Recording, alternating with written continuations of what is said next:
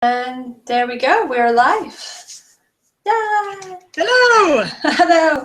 Welcome to this Creative Life number 4 with Coral Mallow, the creative performance artist and jeweler, weaver, bookbinder, printmaker. Yes, everything except pottery. I love you, ceramicists. Can't do it. You have to do it for me. So you do a lot of creative things? Yes. I always have been a very creative person. I grew up in a comic book store. My father was one of the first people to own a comic book store in the United States. I'm actually named after a comic book character. Oh, wow. Yes, Coral Mallow in Sergeant Nick Fury and the Howling Commandos, number 66 and 67. You got it framed on the wall. Yeah, so that's how I became I believe it's the seeds of my beginning of a socio-political artist, because I was kind of born into the savior complex. So I think I'm being very true to my roots here. All right, so how did you get started then? Did you start with performance, or did you start with drawing, or did you start with textiles? Well, when I was a child, comic book store, so drawing, very influenced by the artists I was surrounded by at the time, everyone from Wendy Pini from ElfQuest to Frank Frazetta, Boris Vallejo, and even though I grew up very much surrounded by a male gaze, I seemed to be surrounded at the time by very positive other women artist influences, both in the family and around me. From then, just painting, and I kind of cascade. I have like this need to just add skills at all times to my like artist insect carapace. Like, why yes, I make jewelry. Why, and yeah, it just all seems to work very naturally for me. It seems to be a very similar set of skills for whatever medium I'm currently working in. Got into theater and public speaking since middle school, actuated it more in high school, been on and off as an adult.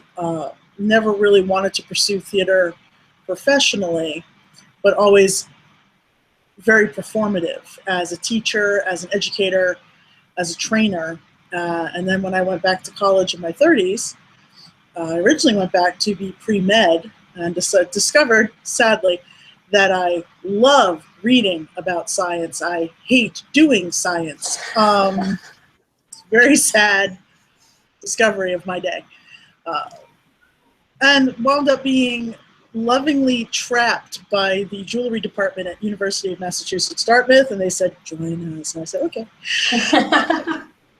And the magnificent thing about that program is you have to take courses in all the mediums they present in order to get your degree, which was a hardship. I don't know how I survived taking more art classes. It was terrible.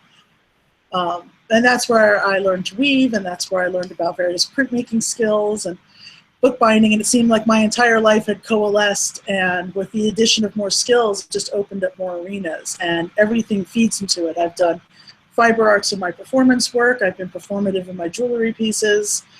I use a lot of it. Just recently in my current master's degree, I was in the Art, Space and Nature program at the University of Edinburgh here in Scotland. I wound up using photography and my writing as more of the medium. So it's more about the message, it's more about the stories I want to tell. I am predominantly a storyteller, and the creativity stems from that. And I'll use anything I have to make my point across. Because you're quite active in like feminist talking and LGBT rights, that kind of thing, aren't you? Yes, I became active as an adult in the era of don't ask, don't tell, which doesn't exist anymore. Yay, a win. And it's really interesting how people viewed it as an insanely negative thing. And at the time, it was landmark, at least acknowledgement of LGBT rights, LGBT human beings in the United States military. For those people who aren't familiar, that would be Clinton of the first part for those people who aren't paying attention. So when we were fighting against that to have it repealed because it was a bad law. And it was, and now we have gay marriage and things like that. But we've also been fighting for lobbying, education. Most of my activism has been in the form of education, not direct political lobbying in any manner, but helping to educate the people who do the political lobbying, which has been very interesting. Sexual rights activist and women's rights activist. It all is like this. It's basically human right activists. But unfortunately, in order to get the big picture, you have to kind of compartmentalize it because people will get very overwhelmed. Oh no, people like humans, it's too much. I know. But that's currently what I do. I'm a facilitator of other people's greatness. I believe I'm amazing. I believe you are amazing. I believe they are amazing. And unfortunately, through my experience, most people grow up by a variety of reasons, both in very privileged circumstances and very non-privileged circumstances, being told that they can't do things and that their voices don't matter and that they'll never amount to anything.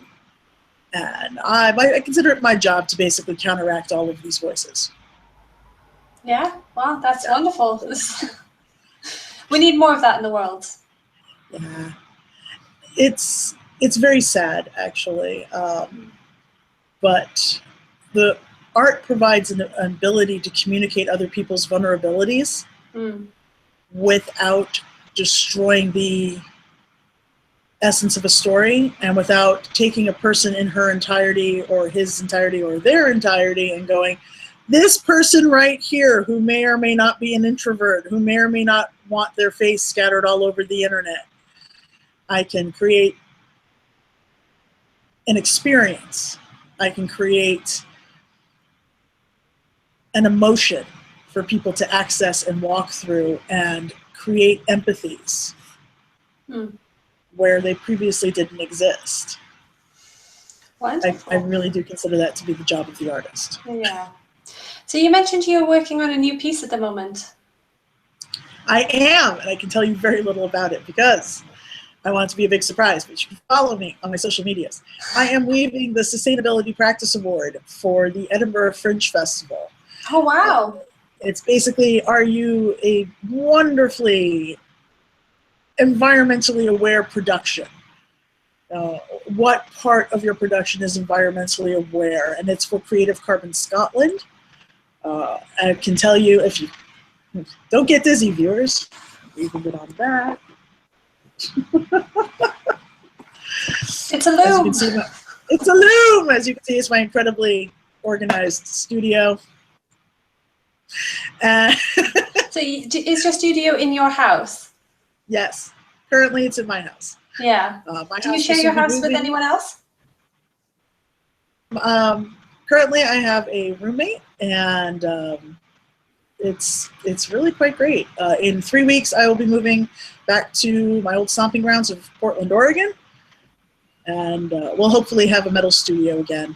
Hopefully, a shared studio. But we'll see. We'll see where I wind up. That'd be fantastic. What's been the main difference between being an artist in the UK and being an artist in the US?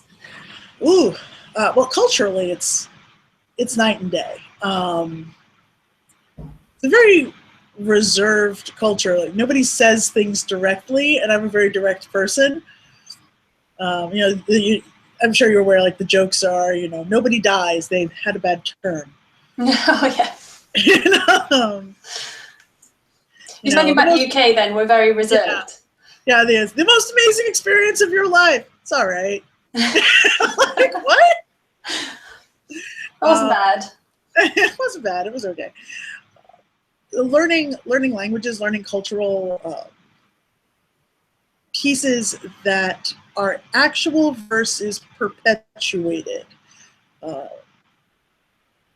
Just like all Americans aren't the stereotype of the Hawaiian shirt and the yelling and the screaming and the big camera, and everyone thinks American tourists, that's what that looks like. It's really not. Or all of America is this one terrible small town somewhere esoterically in the south of the Bible Belt. And like, no, that isn't even close to the diversity of America as a country. And then you get people who come over here and they're very Scotland, and Scotland hates England, and everyone. Like, no, that's not the case. They're all kind of just there. I can honestly say that people aren't particularly thrilled with Westminster, but I don't think anyone actively hates England unless the football's on. That's a different conversation. Yeah. So do you find you work with more private commissions over here or galleries over here, or do you exhibit more in private spaces compared to home, or how do you work as an artist differently in the US and the UK? How do you go about marketing yourself? I tend to currently market myself predominantly online and through interpersonal networking.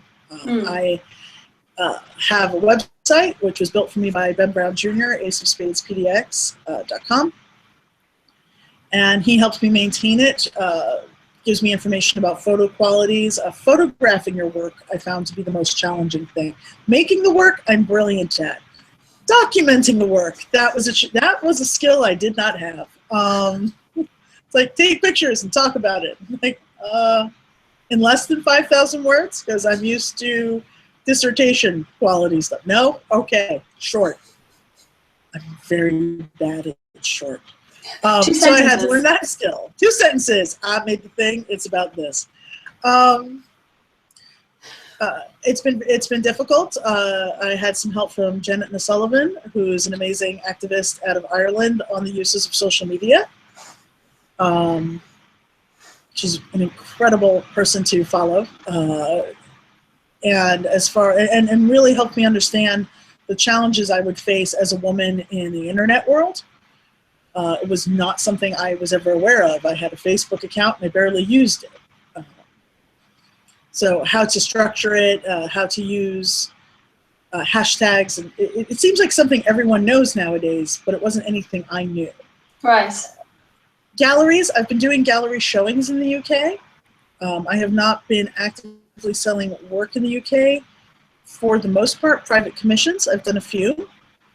I did a beautiful jewelry piece, which is up on my website, called the Muir Selkie, which was a silver pendant. And that whole story's on that.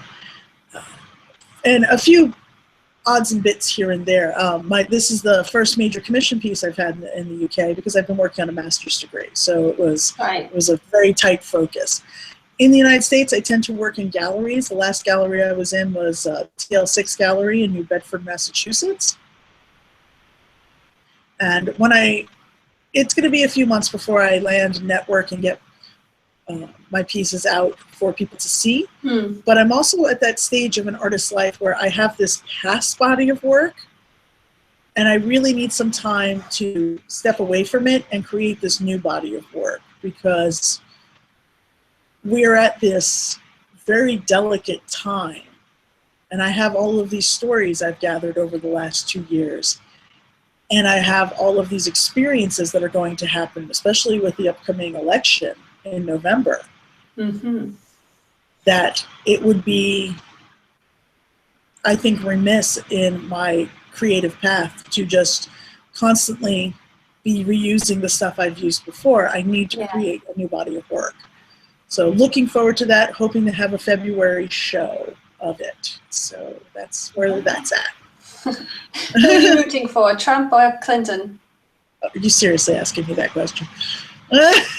I was rooting for Sanders. Sanders did not get the nomination. Now I'm voting for Clinton because I do not believe in apocalypse.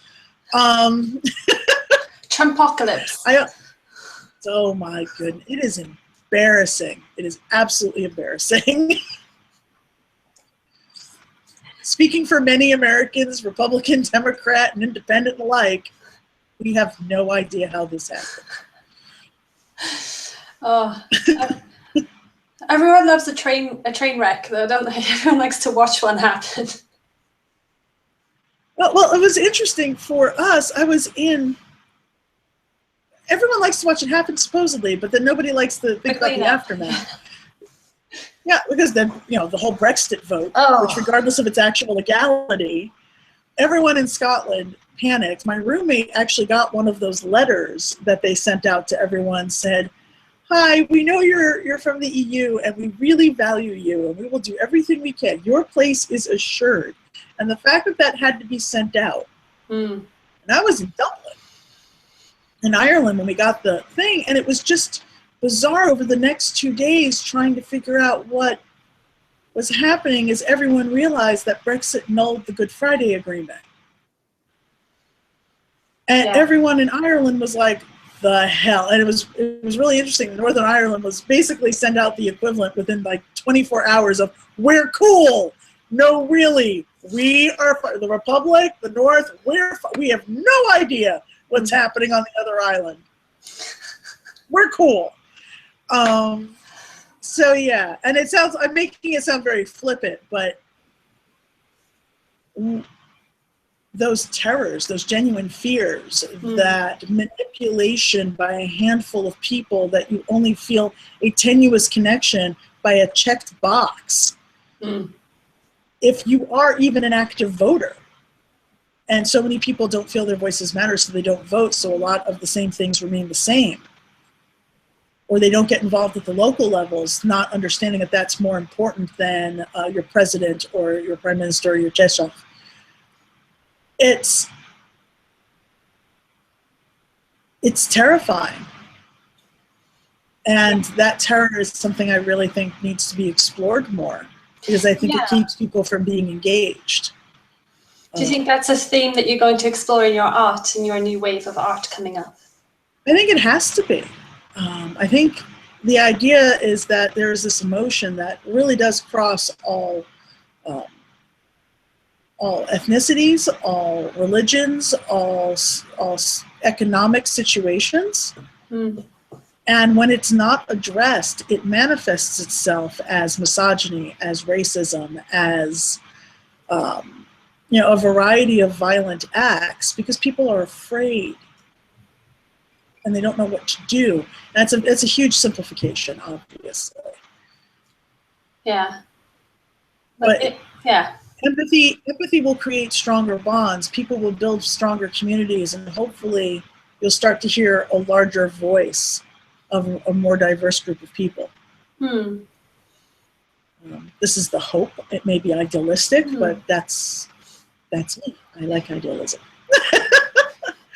But I'm also a realist, knowing that you have to use concrete examples, and you have to be aware of the actual people, and you have to be true to their voices. You can't alter them in the way that you wish they said the things you wanted them to say as an artist, because then you just might as well write speculative fiction, which is an option, but it's not quite what I'm doing currently. How do you go about preparing for a new body of work? Do you interview people? Do you just gather like pop culture references? I think we all kind of subconsciously gather pop culture references. I don't know how you avoid it. But for me, I tend to work more in the lines of story. I do pull from folklores, but I also pull from more modern folklore. I tend to like the urban legends and the community stories of the last 50 to 100 years of a place. People tend to identify with them more in certain areas. For instance, more people are familiar with, in my country, are more familiar with the roots of Superman than they are with the roots of Grandmother Spider. Yeah. Which is a Native American legend, yes? It is a Native American legend. And Grandmother Spider manifests across many tribes in both the North and South Americas, in a variety of different forms and legends. But I guarantee you, most people know the origins of Superman or Batman or Spider-Man. So those are our current folklores. Yeah, and they all stem from. Would you call them our current deity structure almost? I don't know how many people worship them. Well, not worship them, but you know, they're archetypes then. No, they're built from archetypes. So it's a very complex matter there. But because you are seeing interesting things in cultures with altars, like Voodoo and Lukimi and Santeria, where you are seeing things like Darth Vader's show up on altars to represent darkness, and you'll see. Forgive me. But you'll see toys and things and pictures, and where you would normally have saints, and you still have those because they tend to be religions that come from colonialism. So it's a merger of cultures. Well, now you have all of these other stories that dovetail very neatly because they have grown from the stories and the archetypes used previously. I mean, Batman is based off of Zorro, who was based off the Scarlet Pimpernel. Yeah, it's very interesting how we go from the European aristocracy, and then still kind of sideways to European aristocracy, but the savior of Western Native Americans, in a way, and then to Batman, who is still of the ruling privileged class, who uses his powers for good. So it's a transitional. So perhaps a new interpretation of the archetypes and deity structures. And sometimes very odd ones in the case of the Norse pantheon. Like, and we have Thor. He's blonde. How odd. Thank you, Marvel. He's a redhead. But that's okay. It's okay. It all works out eventually in the end. But if I like pulling from those evolutions, I like knowing how those structures happen.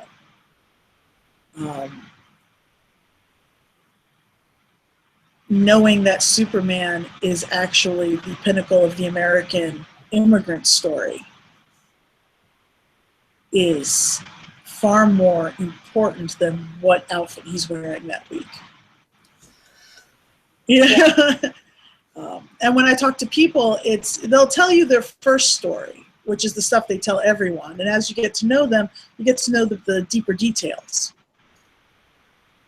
And it's the difference between seeing a picture of a painting in a book and standing in front of it in a museum and being able to actually see the layers and the brush strokes and have that vivacity that the artist has imbued with it engulf you in that manner. Or the difference between hearing something on an album and hearing it live. And transitioning those experiences into art is what I do. Fantastic. Well, it's a fascinating way to look at it and listen to it. I didn't actually think of Superman as the pinnacle of the American immigrant story. When you said it, I was like, of course it is, because he's not from here.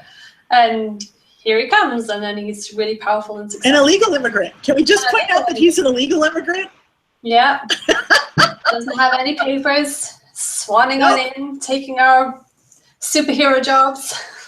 All those reporters. Yeah. Yeah. So that's fantastic. Do you ever paint direct pop culture references into your work? No. No. There are people who can integrate that well. I've seen modern artists, and I know people who do. Now, I will do my own interpretations of it, because I've been drawing these comic book characters since I was a kid, and I'm not going to stop now. But I tend not to bring them in directly. A, copyrights. Can't be bothered. B, it's still using someone else's art to convey my point. Yeah, that's very true. Using like I said, someone else's aesthetic, almost. And that can be used to great advantage. It's just not where I like to take things. I tend to, right now I'm working more with bodies and people and very specific things. The last large piece I did was a piece called Silenced. And it was 120 photographs of women being gagged from behind. And the hands were all male hands, and even when you couldn't see the hands, they were male. It was inferred. But some of them I left out so that people who have had other experiences could still access the piece. I had women from 6 different continents and all different ethnicities and all different religious backgrounds in it. And it sounds like a simple thing to make. You just went and took 120 pictures. It was not. It was dealing with people's vulnerabilities and accessing what made them angry or scared or intimidated, and then presenting them in a format which was 6 rows up and then across, which took up an entire 5-meter wall. And the interactions of people just coming in and seeing it was incredible. Some people couldn't even look at it. I was showing at the time with another artist, Yulia Kovanova, and she had pieces on either side of me, and they would walk in, see the piece, and veer off. But one of my favorite interactions, if I can tell you about this for a moment. Yeah, sure. Great. This is why we make art. So we had a open to the public gallery opening, and so families would come. And there was this boy, he was about 6 or 7, and he saw the piece, and he ran around and he looked at the other stuff, and then he came back to it. And he walks up to it, and he puts his hand very gently on the photographs. Immediately, another adult starts to walk towards him, and I'm waving her back, going, no, leave him alone. And they're like, oh. And he starts to run his hand back and forth, walking the length of the exhibit, talking to himself, going, what is happening here? What is this? And he sits and he touches the photographs and he tries to, you could see him trying to figure it out, and then he wanders off again. And I found out figuring out who the parental unit was, and his mom came over with him and introduced me as the person who made the piece. I said, hi, I see that you liked the piece, but I also saw you had questions. And he was like, what is the piece about? And I said, what do you think the piece is about? It's like, I think people are trying to prevent other people from talking. I said, that is exactly it. And he and his mom had a conversation about something he had heard on the BBC radio about, and it was accidental because she's very good at monitoring that, but he had heard about a horrific gang rape, so poor mom had to explain what that was. And he's like, is that like the very bad thing? And so the fact that the 6-year-old boy was touching the art, being allowed to touch the art, being allowed to engage with it in his own manner rather than the prescribed official way to look at it, which is horrible, by the way, allowed for this very young child to access that it is important to speak for others sometimes, because not everybody can. Not everybody feels safe enough to do so. Incredible moments. And for me, that moment made the entire gallery show. I had other adults that were affected in a variety of ways, but that was such a beautiful piece of the art experience. Wow, that's a fantastic story. Thank you. He's probably going to remember that like the rest of his life. He's going to be like, oh. I hope he does. I hope he does. It's really important. Yeah, speaking for others. Yeah, it's very important. Especially, a lot of people are very worried sometimes. I think they don't want to offend anybody, so they don't step into situations where they could speak up or speak out. Yeah, I really like being abrasive. That's very much who I am, what I do. But figuring out what that line is. How can you be abrasive enough that people are paying attention, without being offensive enough so that they're bored or they dismiss you out of hand. Yeah. Because I don't want to be a shock jockey. But I do want to put people on edge. It's the difference between a gore movie and a really good horror suspense movie. You want someone who's they know something bad's coming, but they can't quite turn away. And that's where I want to keep people. If you sit there and you go, I know this is going to make me uncomfortable, but I can't not engage with it. I have succeeded. I have succeeded. And if I haven't, I have learned something about my communication techniques and what I'm showing, or perhaps how the audience has grown. And these are things. This is where the theater comes in. Because it's not enough to make a piece, you have to stage the piece. Yeah. Yeah. I think a lot of artists, they find it quite difficult to engage with people about their work. A lot of artists are taught lies that drive me personally insane. If I hear one more artist tell me they can't do math, I may have an aneurysm. Because it tells me that they have terrible teachers, because every aspect of art is math. Perspective is math. Mixing paint, that's math. Color theory, that's math. I do weaving, metalsmith, that's all millimeters and inches and temperatures and calculations. It's all math. And even if you're not consciously acknowledging it, it's present. So already when you say things like that, you hobble yourself with somebody else's perceptions of what you should be. Bugs me. My other pet peeve, engineers who don't know anything about design. Does it matter if you can build it if you don't know how people are going to use it? You know? So yeah. It's very difficult, and that's partially the education system we have today, because when you keep people separate, you can make people authoritative experts, and you can charge more. So people have to get multiple degrees. It's a very sad situation. And I think people who view art as something that you do and not necessarily something as you learn or experience, everyone learns or experiences it a different way. Learning how to put something into a gallery is its own skill. It's not just you hang stuff up on walls or you put things on plinths. It's lighting, it's mood, it's what is around it. You know, it's not just seeing one piece, but you're usually seeing the piece in relation to other pieces. Yeah. It's a non-narrative visual, and it's a very difficult skill to learn. As far as speaking for their own work, they're not taught public speaking. They're barely taught how to write an artist statement. And the idea that your voice, your work will speak for itself. What? No one's work has ever spoken for itself.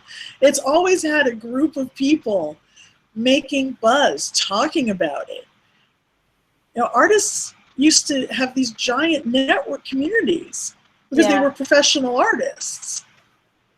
And it's a bizarre idea. You have to talk about your work. You have to make your voice known. But you have to do it in a way that allows other people to access it.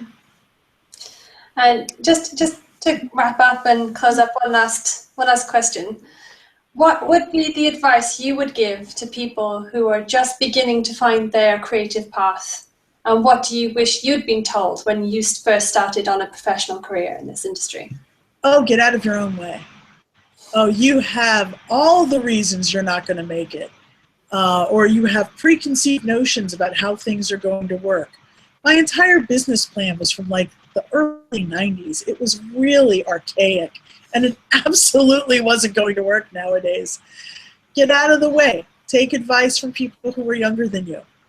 Take advice from people who've been in the game for 3 times as long as you have been and have seen how it has changed, who have ideas on how to maintain flexibility in an ever-changing market. Be aware that what you're doing right now is not what you're going to be doing 2 years from now. And be okay with that.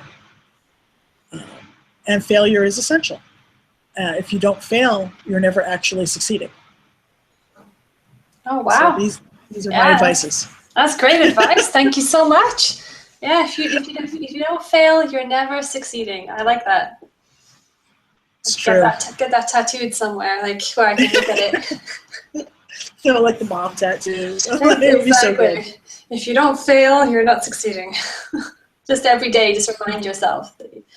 Get the crossed paintbrushes. I'm gonna have to make that happen now. I love it. Use your illustrative magic. I will share that on my everything. It will be great. Oh, well, thank you so much for chatting with me today. It's been fascinating to hear about you and get to know you a little bit. Yeah, and it was absolutely lovely for the opportunity. Thank you so much. Maybe I'll see you in Portland soon. We are so going to Salt and Straw, and we are having ice cream, and it would be amazing. It would be a fabulous turn of events just to be walking down the street going, hey, let's just grab a coffee. Oh, thank you so much for your time. All right, well, enjoy the summer. Yes, what little we have left. Well, thank you very much. And Bye-bye. Bye.